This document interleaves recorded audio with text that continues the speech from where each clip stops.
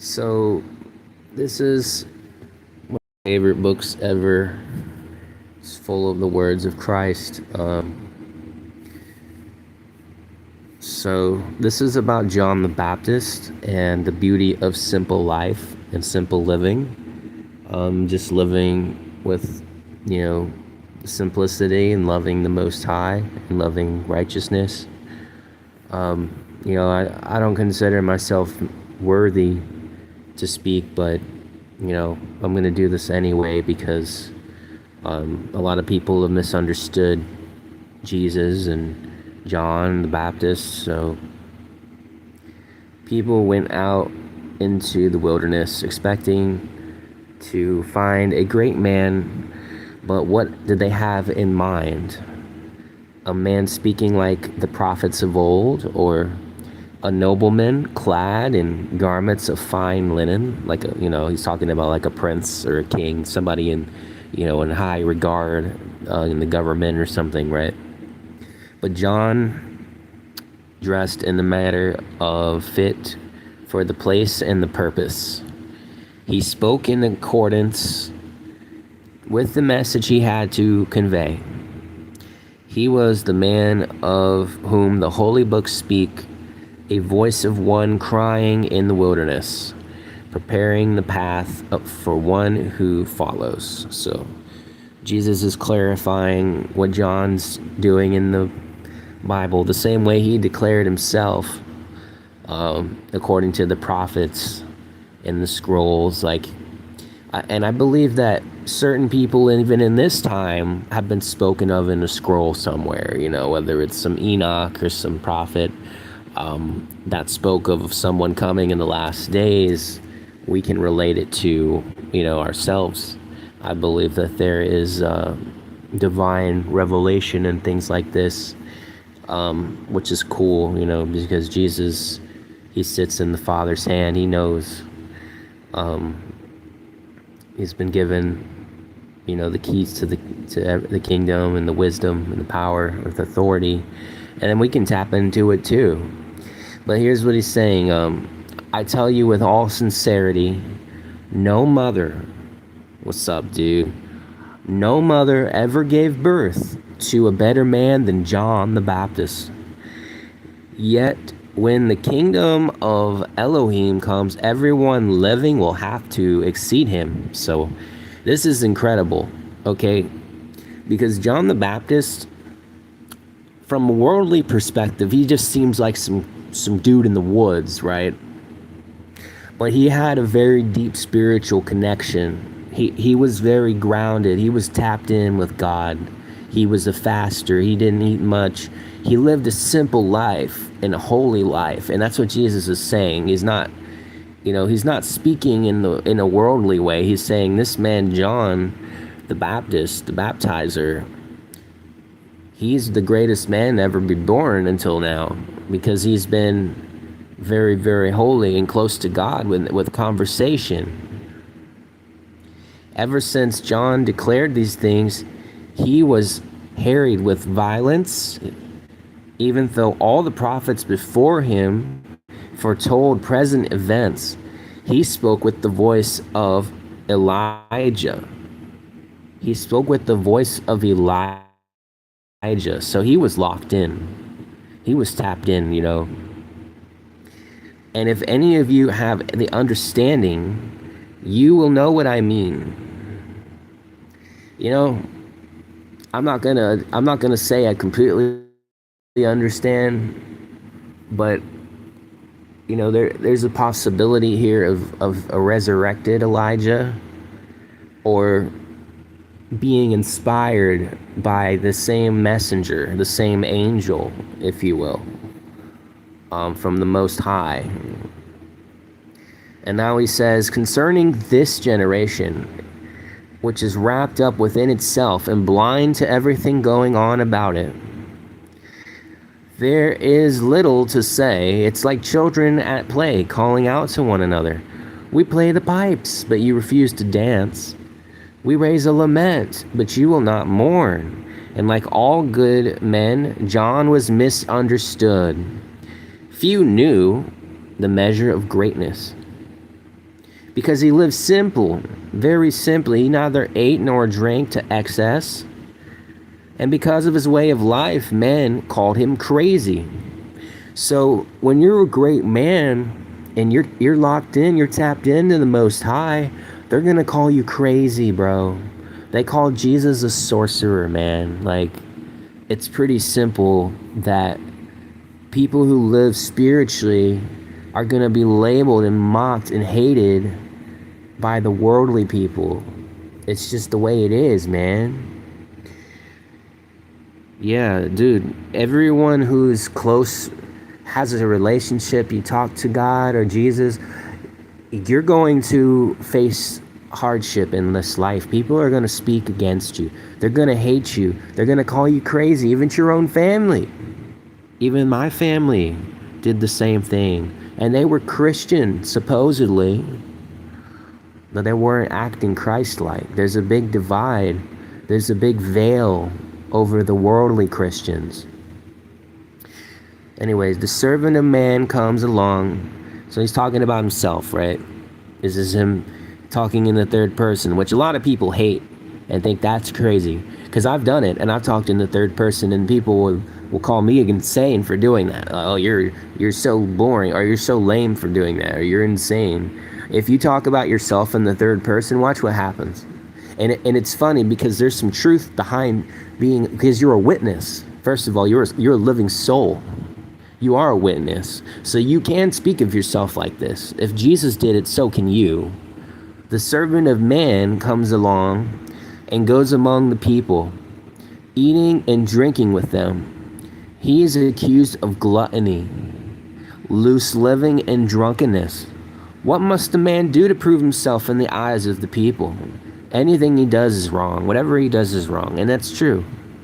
You will be mislabeled. And then I've had people tell me, oh, Jesus would never go to a bar.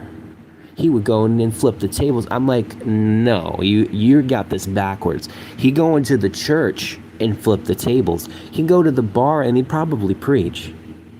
He'd probably preach and speak to the people and have a drink. Seriously. We've got it so backwards. You're a Pharisee if you think he wouldn't come and speak to the people who need a shepherd. The servant of man comes along. He goes among the people, eating and drinking with them. Okay, he's not a Pharisee. He's not going to come in and tell them to leave and go home and stop drinking. And no, he's there to tell them the truth, because that's what's going to set them free. Not some authority figure who's just there for control or to look holy. Not to look holy, to be holy, and to convert others, and to love with love, not harshness, not cruelty. It's a call. He didn't come to destroy the people. He had a heart for the people. One of the Pharisees who was nearby said to Jesus, "We understand your meaning, but where do you stand in relation to the Torah? Have you come to declare it obsolete, to take it away?" Jesus replied, "No one patches an old cloak with a new fabric, for this shows up in its age. It shows up its age without strengthening it." So what he's saying is the Torah, used and abused, is what he's saying, like an old cloak. You know, the law that God put forth, the scribes changed it, people changed it, rearranged it, even threw in some things accusatory of the Most High. Yeah, blasphemous things were in the Bible, and it might still be in the Bible, for all I know. I don't know everything. But this is Jesus clarifying it. No one patches an old cloak with new fabric. So he has this light to shed on, what's there, already there. He's not changing it. No sensible person puts new wine into old wineskins. It causes them to split. The wine pouring out So neither the wine or the wineskins have any value. So it destroys both. So there's no good. He says, I've come to place something beside that which is already there, to hold a mirror to the Torah and to man, so they can both see or be seen with better clarity. So he didn't change anything. He brought clarity. Like you can't see yourself without a reflection of a mirror of some kind. You know? Does the mirror change your appearance? No. You know what I'm saying? He didn't change. He's not changing anything. He's just showing you the way it actually is. Purifying it in its purest form. There was a poor man standing nearby, and he said, What use is the wisdom of the holy books, huh? Is it going to provide us our bread? Right? Kind of a valid question, kind of not. Jesus replied, What use is a lamp at night? Is it going to appease your hunger? Is it worthless because it can't feed you? Each thing has its appointed use. The foot should not be called upon to do the work of the arm, and neither should the ear do the work of the eyes.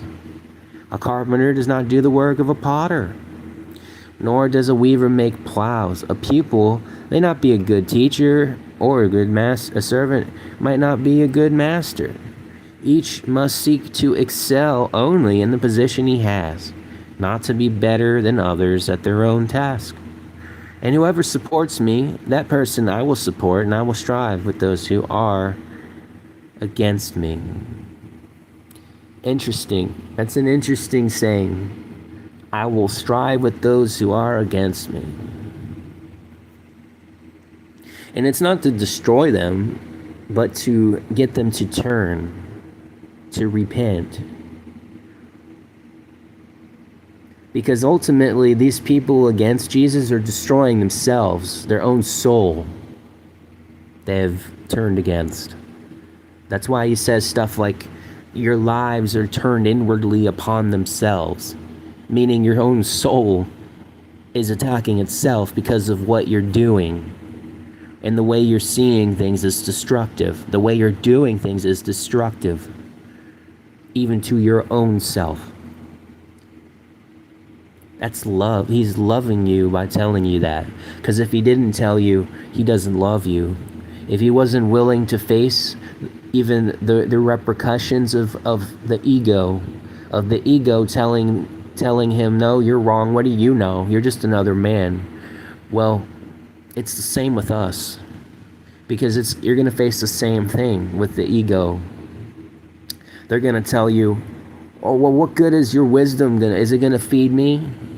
What good is this God give this gift? They're not gonna care, because if it doesn't support their own, what they want or what they're concerned about. They're concerned about, a lot of people are just concerned about how they're gonna live into the next day, how we're gonna survive. But a person who understands Jesus is not like that. Because I've been without a house, I've been in a tent, but I've never been without food. And it's interesting, because I've been dead broke. I've had no money, but still been taken care of, because God is that loving towards me. And it's not because I'm perfect.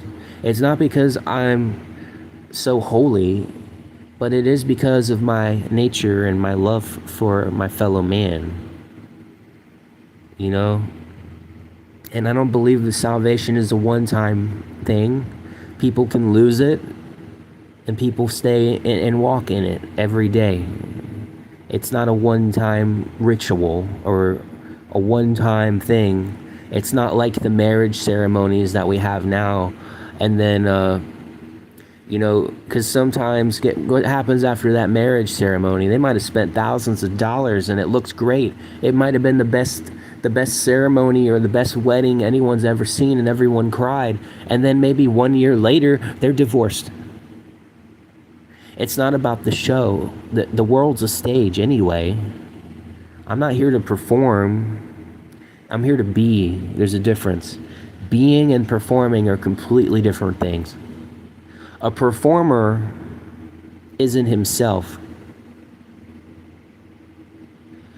A doer and a beer, especially a doer of the word, is himself. He's discovered his own nature. There's a complete opposite, because we live in a world that encourages masks, not just literally, but figuratively. You have to wear a mask because, oh, I don't know if I can trust these people. I don't know if they're going to care or love my true self.